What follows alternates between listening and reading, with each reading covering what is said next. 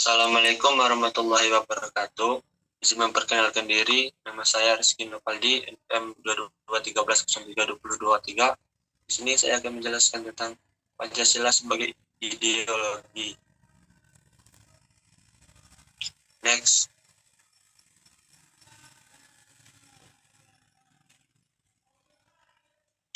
Ideologi berasal dari bahasa Yunani yang diambil dari dua kata, idea dan logos.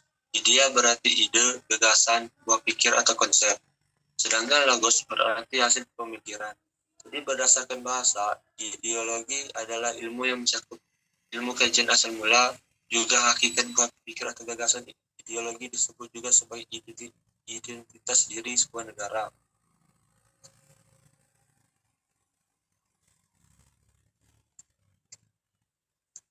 Pancasila sebagai ideologi berarti Pancasila merupakan landasan ide atau gagasan yang fundamental dalam proses penyelenggaraan tata pemerintahan suatu negara, mengatur bagaimana suatu sistem itu dijalankan.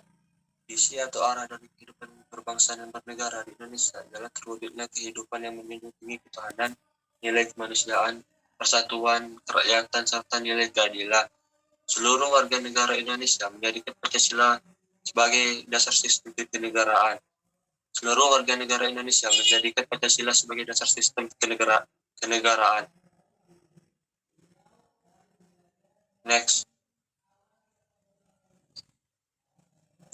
Hubungan Pancasila sebagai ideologi bangsa Indonesia adalah bahwa nilai-nilai yang terkandung dalam ideologi Pancasila itu menjadi cita-cita normatif bagi penyelenggaraan bernegara.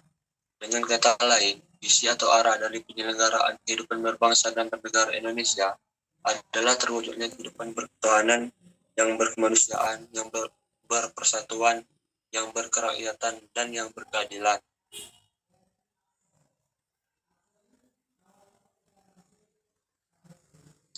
Makna Pancasila sebagai ideologi. Pertama, sebagai cita-cita negara. Ideologi Pancasila sebagai cita-cita negara berarti bahwa nilai-nilai dalam Pancasila diimplementasikan sebagai tujuan atau cita-cita dari penyelenggaraan pemerintahan negara. Yang kedua, yaitu sebagai nilai integratif bangsa dan negara. Pancasila sebagai ideologi negara yang diwujudkan dalam nilai integratif bangsa dan negara membuat Pancasila menjadi sarana untuk menyatukan perbedaan bangsa Indonesia.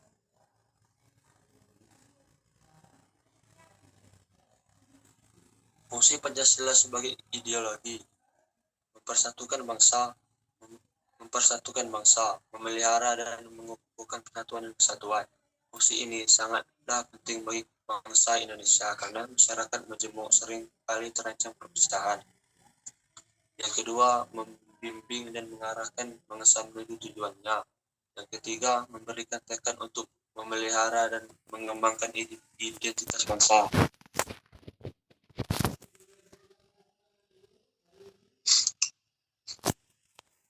Nilai-nilai Pancasila sebagai ideologi. Nilai dasar, artinya sila-sila Pancasila bersifat universal sehingga di dalamnya terkandung cita-cita, tujuan serta nilai-nilai yang baik dan benar. Yang kedua, nilai instrumental, artinya Pancasila dapat dijabarkan lebih lanjut secara kreatif dan dinamis sehingga dapat diterapkan dalam kehidupan sehari-hari. Yang ketiga, nilai praktis, artinya Pancasila dapat diterapkan secara real dalam kehidupan sehari-hari. Perwujudan nilai instrumental dalam bentuk nyata di dalam kehidupan bermasyarakat, bernegara maupun berbangsa. Next.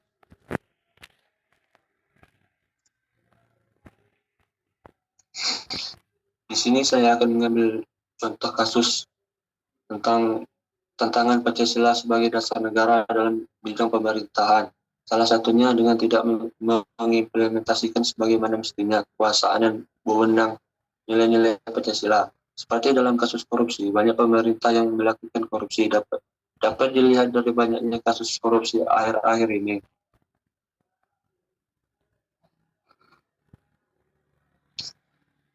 Solusinya adalah dengan cara untuk menegakkan Pancasila sebagai ideologi dalam kehidupan bermasyarakat, berbangsa dan bernegara adalah dengan menerapkan nilai-nilai Pancasila, baik sila pertama hingga sila kelima.